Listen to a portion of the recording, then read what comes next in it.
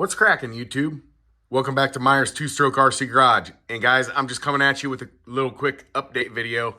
And I wanted to let everybody know that I got the WJ71 installed and I got the throttle linkage installed and everything's ready to go here.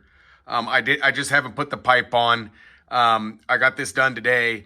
And what's going on, guys, is there's a lot of moisture coming through here, meaning we're getting a lot of rain. So it's been raining a lot and doing stuff like that. And then also, so I'm going to be ripping as soon as I get a chance, guys, with, whenever it breaks in the rain or something. I want to test this WJ71 out and see what it's like on this 35. And what I've done is I took the 2-speed off of it, and what gear set is on it is 1955.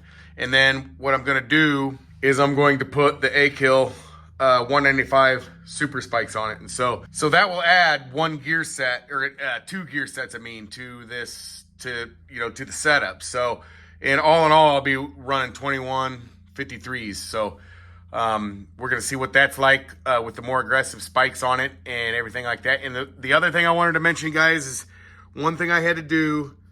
I don't know if you guys can see that in there, but one thing I had to do to modify to get the WJ71 to work is I had to cut the back side of that throttle hammer off because it will not clear this tank. I have this. This is the tank that I have.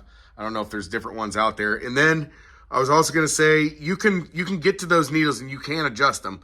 So you can get to them and you can adjust them, but you must cut that throttle hammer off the back side of it on the WJ71. So I just wanted to come in with a quick little update video, guys, and all that stuff. So we'll see you in the next one. You know what to do, guys.